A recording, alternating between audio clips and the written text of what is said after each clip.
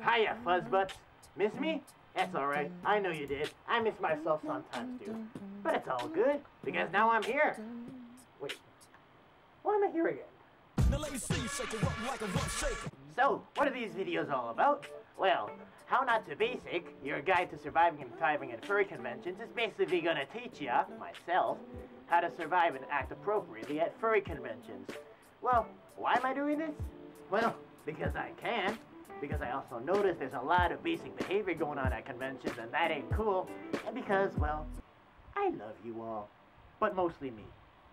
So, what can you guys expect from all these videos coming? Well, your convention experience to be a hell of a lot better. Not only will you notice it, all your friends at conventions will notice it as well. So stay tuned. So, a lot of you that go to conventions probably notice that you come across one or two, not so pleasant smelling furries. And none of us can tolerate any of that, guys. But why would they do that? Like, who wouldn't take the time at a convention to shower? You go around the convention, you smell like pee, ew. Oh, absolutely disgusting. I mean, taking a shower at a convention? That's easier than getting a fox in bed. Forget I said that. All you really gotta do is remember the convention rule 621, right? I mean, 621, the one in there represents one shower a day at least. And, in my opinion, one change of clean clothes too. So, from me to you, here's a couple of tips on how you can stay clean and fresh at a convention. Shower every day. Just like the 621 rule, just take a shower at least once. Also, use some soft-smelling deodorant, not some spray stuff, so you smell fresh. And, make sure that you also change your clothes every day, not like the smelly shirt that's on me right now. For fursuiters especially, make sure whenever you suit, you take a shower before and after. And also, when you're done suiting, make sure you spray your suit down with some Febreze antibacterial spray or some other equivalent so your suit stays nice smelling throughout the whole convention. And always remember, after every convention, wash your suit. Now guys, when I say creepers and stalkers, I'm pretty sure most of you know what I mean. Mr. I want to get in your pants, but clearly I'm not interested. Hey. Ugh. It just weirds people out and makes them avoid you. No one wants to have some sort of creepy guy or stalker following them around a convention, or acting like that way. I mean, one of the easiest ways to make friends but not be a creeper at the same time is just try to find them through interests. Games, art, literature, any one of these kind of things. As long as it's not like that creepy guy over there. Also, it's really creepy when you just try to stick with one person at an entire convention.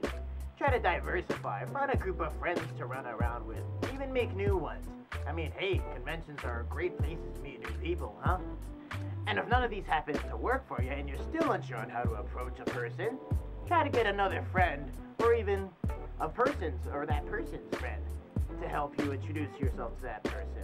I mean, hey, there's no harm in trying, but one golden rule is never be persistent if the other person says no. That's just plain creepy. Being a fanboy or a fangirl in the fandom isn't really a problem. We all are. We love to fanboy or fangirl our favorite fursuits, favorite artists, favorite performers, anyone. But sometimes I see that it gets way out of control. And when it gets out of control, you just look plain basic. So, here's a few tips for you guys on how not to be a basic fanboy or fangirl. If you're one of those fanboys or fangirls, fear not, you're not really in trouble. But the thing is, if you go overboard, that's when your idols don't like it. It just seems plain annoying to them when you're trying to get their attention every 10 seconds. So, instead, maybe try to calm it down a little, or again, outlive through your personal interests or mutual interests that you got with them. And if you are one of those people that do have fanboys or fangirls, again, not a really big problem. Show them some love though. Don't just flat out ignore them. Because that's pretty much how you get unpopular in the fandom. And, well, we've all pretty much seen what happens to people that are unpopular in the fandom, haven't we? And one important thing to remember is that fanboys and fangirls are always a volatile recipe for drama. And no one wants drama, not in this fandom right here. Now, A lot of you think that POPUFURS actually exist in the fandom. That these guys are the ones that get all the attention, that their names are spoken like they're superheroes or something. That is totally wrong. POPUFURS is nothing more than just a label put on people that just happen to have a lot of popularity because they've done unique or special things in the fandom and are well known. But it doesn't mean that they're any better. They're not superheroes at all. However, there are some of those in the fandom that think that not only are they POPUFURS, but they have the right to act like a because they are so. Now these are the guys that cause the problems and spread the rumors and make the title of POPUFUR so negatively conceived. Well, here's the best thing that you could do if you ever come across one of these guys. Ignore them. That's what I do, that's what everyone I know does, and that's what you should do as well, because there's nothing worse than starting drama with one of these guys. And if you happen to be one of those guys that think you're a POPUFUR, can act like a well, I mean, good for you. Call me maybe? If you're a PARTYFUR and you love to throw down at a convention, that's totally fine. There's nothing wrong with you. Psych! That's the wrong video! Seriously though, guys, if you're a PARTYFUR at the convention, I notice that all the time, there's always someone that gets out of line and can't control themselves. And before you know it, all hell breaks loose at the convention, and, well, let's just say, it doesn't end well. If you plan on drinking at a convention, try to keep it within the room, because no one wants to see 50 drunken dancer-furs out in the lobby going buck wild to the sea bath, because, you know, that was totally last year. But still, keep it to the rooms. We don't want to see your drunken walking all over my convention that I want to enjoy. Also, another handy tip, have a sober host at a party. I know it doesn't sound the greatest to have a sober host when everyone wants to go crazy and have a great time, but at the same time, in case anything happens, you always can rely on that person to know what the hell he or she is doing. And also another good party tip for you guys, make sure you have an adequate amount of refreshments, snacks and water and whatnot, because I've seen one too many times where someone's passed out or vomited all alcohol or some gross thing like that because they weren't physically ready to party. I mean, you can't be basic and have no food or no water before going buck wild, you know? And one last thing to remember, guys. For those that go to conventions looking for parties, don't just crash some random party that you've never been to or don't know anyone there. Make sure you're invited at least, because it is not cool to just crash some random room party and then have everyone looking at you like you just murdered someone. I mean, that's what I get all the time.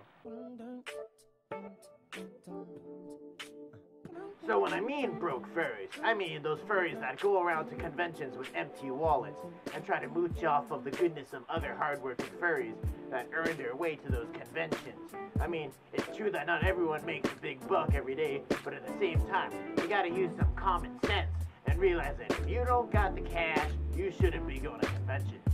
I mean, if you're one of those furs that does exactly that, you go to conventions and mooch off others, and you're watching a video, stop watching this video right now, get out that house, and go find a job. Right now, this very instant. Seriously though, when you go to a convention, you gotta make sure that you're able to budget what you spend. You're not supposed to spend $500 at the dealer's room when you could be spending that $500 owing that money towards your room share, or your ride share, or both in so many cases that I've seen and heard of. I mean, all in all, remember, even if you don't have the money or the resources to go to a convention, there's always next year, and there's always plenty of other conventions to head to. And one more thing that really grinds my gears. Don't post on FA or on your live journal that you have no money and you're looking for free room shares or ride shares or whatnot, because not only is that really sad to see, but at the same time, it cheats off of the furry fandom's generosity. Sure, we're a group of nice people, but at the same time, it doesn't mean you can make 10 different journals to go to 10 different conventions while paying for absolutely none of them. So, what do I mean by being a NEWFUR? Well, simply put, you're a newbie at conventions. You're at the very first time at your convention and you're so excited to see and meet people, but you don't know where to start. Or more importantly, you don't know how to act. One of the things that I always see at conventions that always disgust me is that people act like they just want the D. Not everyone wants you on their kid, and not everyone wants yours. And just like the video on how not to be creepy or how not to be a stalker, don't just stick to one person or to one area at a convention. Try to get the entire convention experience. You got the dealer's room, you got the zoo to go to, you got just hallways to roam around and meet people, you got events and panels and shows to attend. Make your convention experience broad and colorful. Another thing that when you're a NEWFUR at a convention, try to give yourself a personality or a character. Could be even through role-playing or something like that. But just don't be a basic person at a convention, kind of like, hi, my name is Spike. I'm a husky. Woof. Now let's go to your room and have sex. Now that is demonstration of a basic personality. And I can't believe I just did that to myself. So I think I'll go give myself a timeout.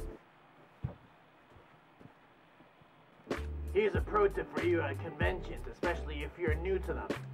Think before you act. There are so many cases about one-timer first who just go to one convention, like Anthrocon, and then they completely mess it up, and it stains the history of not only themselves, but of Anthrocon. So think before you act at conventions. You never know when it'll catch up to you.